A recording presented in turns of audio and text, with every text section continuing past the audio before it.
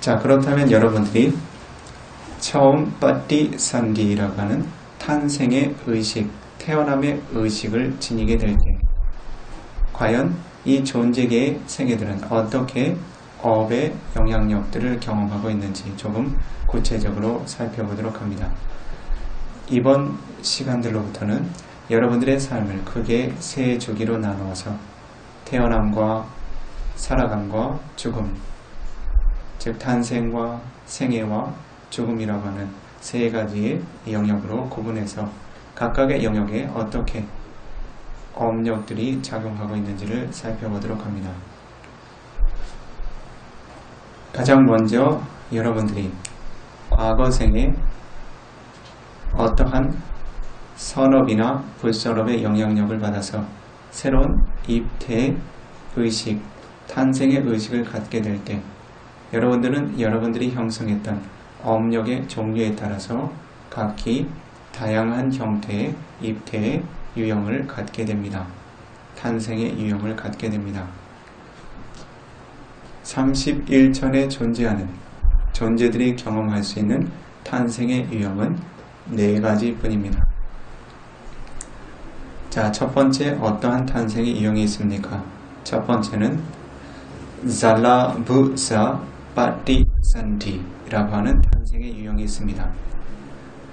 잘라부라고 하는 것은 어머니의 자궁, 모태를 의미합니다.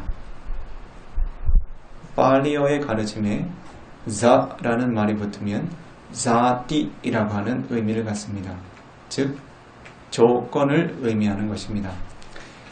즉 잘라부자라고 하는 것은 어머니의 모태, 자궁을 조건해서 의지해서 얻게 되는 빠띠산디, 입퇴 혹은 탄생의 조건을 의미하게 됩니다.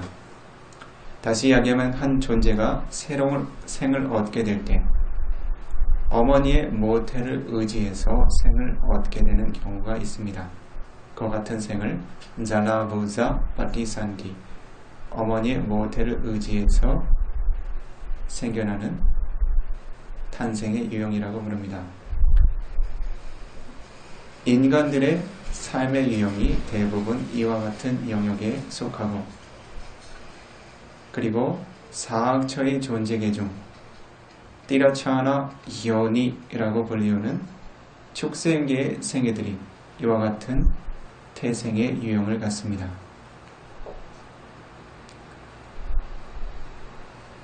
그들 각각이 지닌 업력에 따라서 이와 같은 첫 번째 생애의 흐름을 갖게 되는 것입니다. 두 번째 탄생의 유형은 안다자 빠띠산디라고 불리우는 탄생의 유형입니다.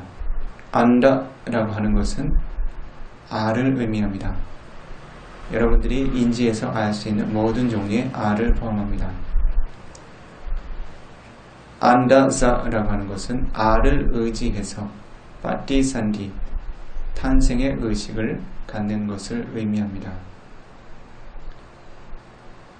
짧게 축약해서 난생이라고 부릅니다. 알에서 새로운 생이 생겨나는 유형을 의미합니다.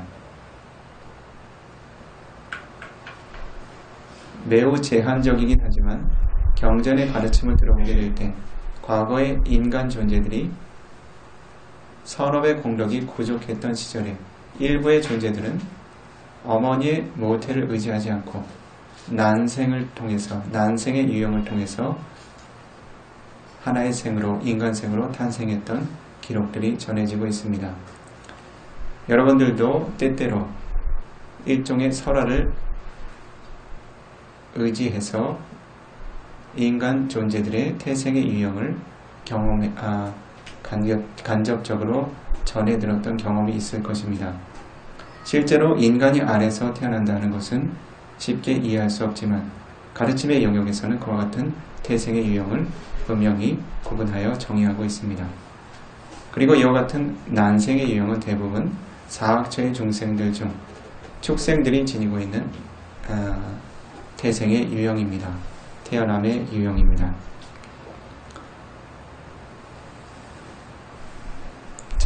이와 같은 두 가지의 태어남의 유형을 함께 모아서 일컫는 말이 있습니다.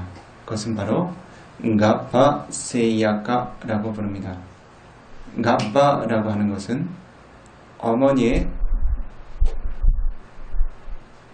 모태, 자궁을 의미합니다. 정확하게 이야기하면 어머니의 배를 의미합니다. 즉 어머니의 뱃속에서 하나의 탄생이 이루어지는 것입니다. 직접 하나의 개체로 태어나건 하나의 알의 형태로 태어나건.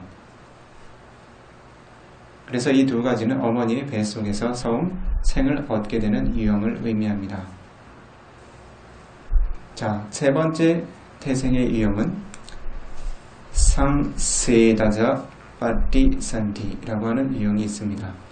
상세다라고 불리우는 일종의 끈적끈적한 점액질과 액체를 의지해서 생겨나는 탄생의 유형을 의미합니다.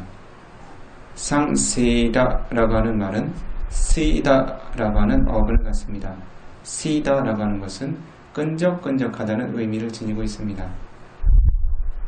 즉 끈적끈적한 점액질, 수분을 통해서 새로운 생이 생겨나는 것을 의미합니다. 이것은 어떠한 어머니의 모태도 빌지 않는 생의 유형을 의미합니다. 여러분들이 인지하지 못하는 31천의 존재계들이 무수하게 많이 있습니다. 여러분들은 눈에 보이는 대상들, 인간의 존재 혹은 축생의 존재 정도만을 쉽게 인지할 수 있을 것입니다.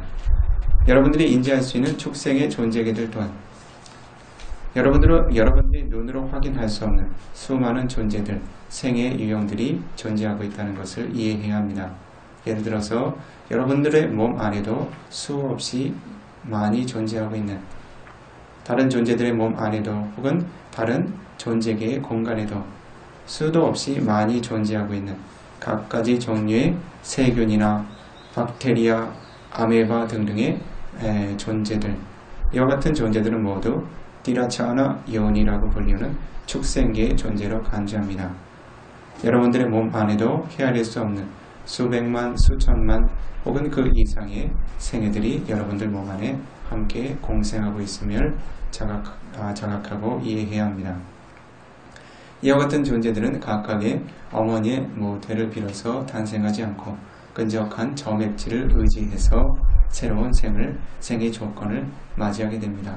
즉 그와 같은 조건만 되면 바로 그와 같은 생애로 전이 갈 수 있는 업의 과거를 받을 수 있는 조건이 부족하게 완성된다는 것입니다.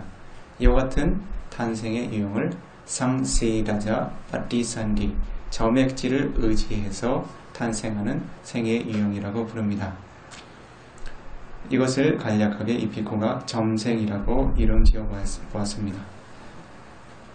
자, 네 번째로는 어떠한 태생의 유형이 있습니까? 오빠 파티카 파티산디. 오빠 파티카라고 하는 것은 우빠라고 하는 접두어와 빠따라고 하는 어근이 합쳐져서 생겨납니다. 우빠라고 하는 것은 때때로 위로 치솟아 오르는 성분을 의미합니다. 위로 향하는 성분을 의미합니다. 빠따라고 하는 것은 아래로 떨어지는 것을 의미합니다. 우빠 빠따라고 하면 어떤 의미를 지니겠습니까? 위로 치솟아 올랐다가 아래로 떨어지는 유형을 의미합니다.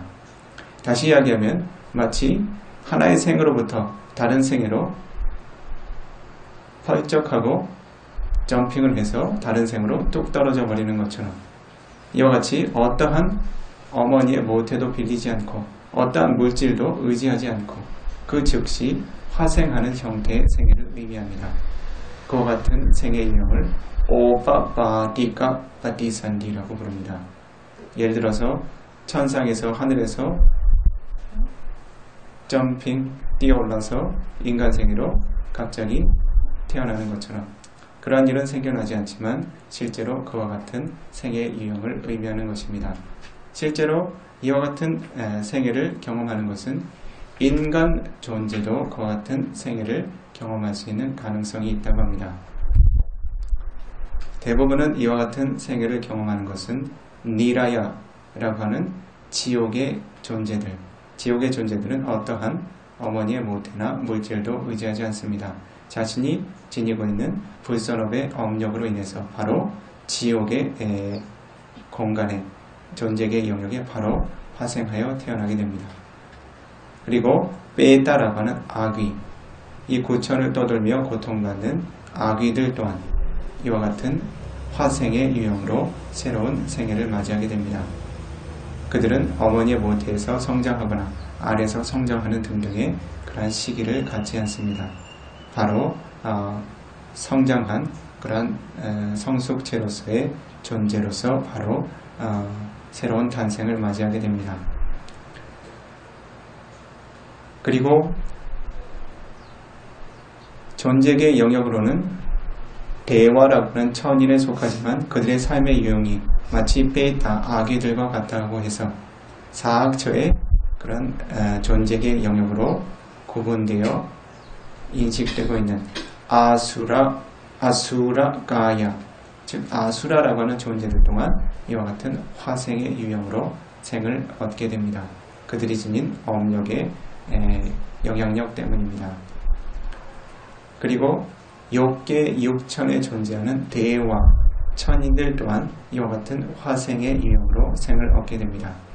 그리고 브라마, 색계 범천과 무색계 범천들 또한 다른 어떠한 부모나 어머니의 모태를 빌리지 않고 바로 그들의 선업의 과보로서, 특히 브라마라고 하는 범천은 아빠나 자나 위티라고 불리우는 본산매의 선정의 마음의 흐름이라고 하는 업력을 마지막 임종의 의식 직전에 경험함으로써 임종의 의식 이후에 그 즉시 브람마라고 하는 범천의 생의 과보를 받게 됩니다. 인간 존재들은 어떠한 때 이와 같은 생을 얻게 됩니까?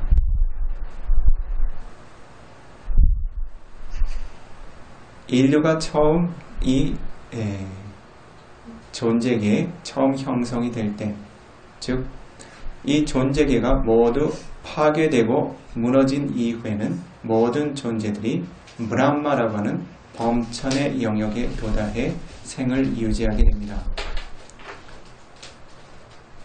그러한 때 이와 같은 세상이 천천히 다시 형성이 되고 존재들이 삶을 영위할 수 있는 조건을 갖추게 될 때, 그리고 또한 범천의 영역에 도달했던 존재들이 그들의 선업의 조건들이 다하게 될 때 그들은 인간생으로 다시 전이하여 입태를 갖게 됩니다. 그러나 그러한 때 그들에게는 어머니라고 아버지라고 부를 만한 그들의 종족이 존재하지 않습니다. 즉 처음 인간 존재를 구성하는 구성원들입니다. 그들은 범천이라고 하는 생애로부터 그 즉시 인간의 생을 얻게 됩니다. 마치 범천의 생에서 훌쩍 뛰어내려서 인간계에 태어나는 것처럼 그와 같은 생의 유형을 갖습니다. 마치 대화라고 하는 천인들이 화생을 경험하듯 인간들도 그 시기에는 화생의 형태로만 생을 갖게 됩니다. 그러한 시기의 인간들은 여성과 남성이라고 하는 성의 구분도 갖지 않습니다. 그리고 그들은 거친 음식물을 의존하여 사는 것이 아니라 마치 범천들처럼 매우 섬세한 영양소 정도만 의존하여 충분히 생을 유지해 나가기 시작합니다. 그러나 그와 같은 인간 존재들이 마치 범천의 가치와도 같은 무한대와 가까운 긴 수명을 누리며 어떠한 번뇌도 지니지 못했던 그와 같은 인간 존재들이 조금씩 자신이 접하게 되는 외부 세상의 대상들을 탐색하기 시작합니다. 자신이 지니게 된 눈을 통하여 보이는 대상들을 서로가 탐색하기 시작합니다. 즉 서로가 서로에게 지닌 육체를 탐하기 시작합니다. 귀로는 소리를 즐기고 코로는 향을 즐기며 그리고 혀로는 갖가지 맛을 즐기기 시작합니다. 그 당시에는 마하바타위라고 하는 이 돼지가 매우 훌륭한 영양소의 성분을 갖추고 있었다고 합니다.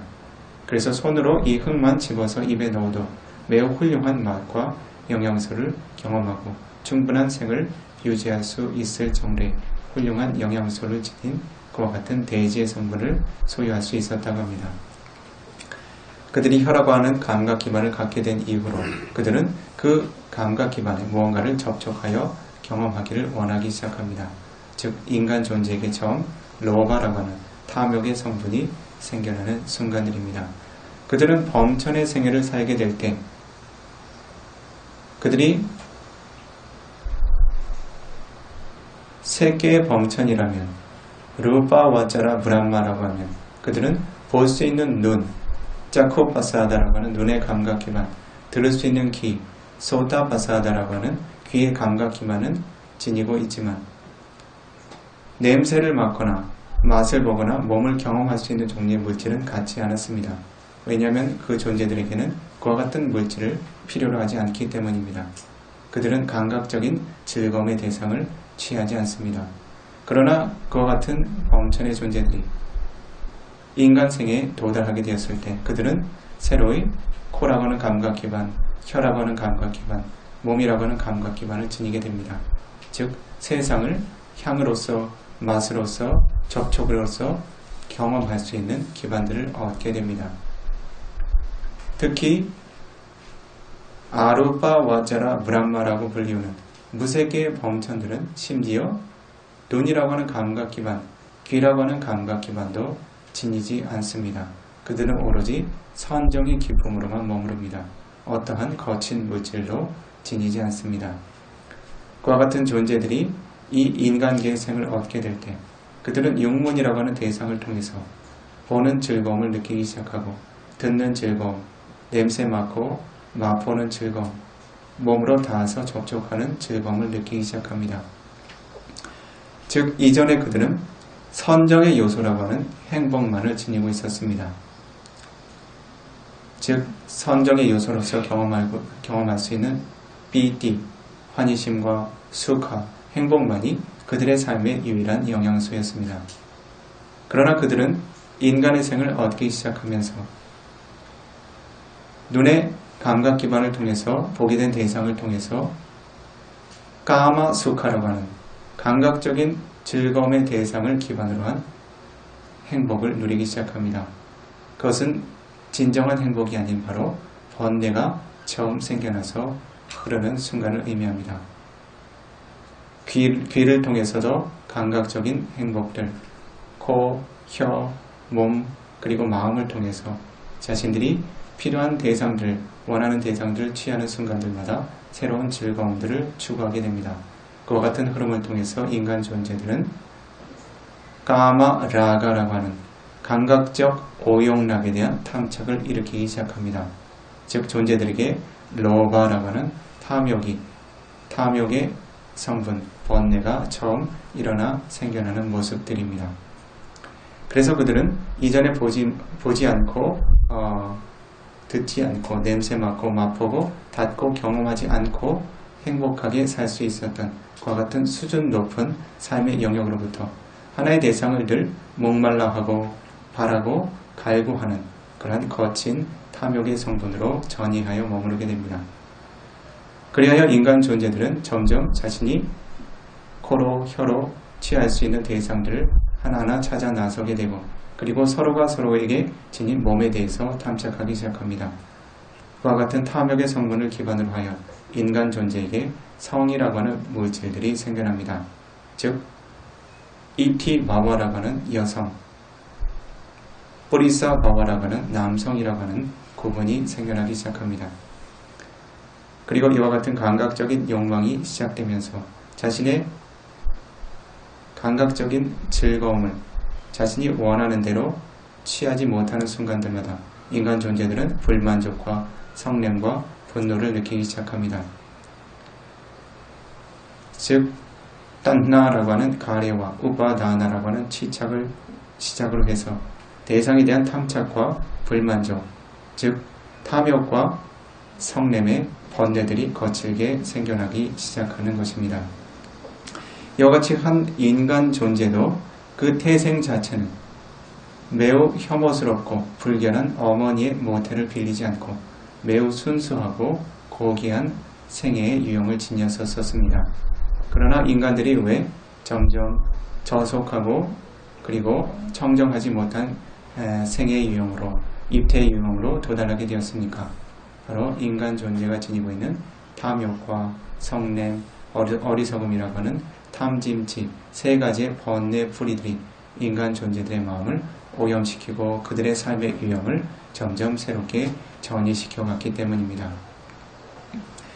자, 이렇게 해서 한 존재가 지닐 수 있는 생의 유형은 모두 네 가지로 탄생의 유형은 모두 네 가지로 정의하여 설명하였습니다.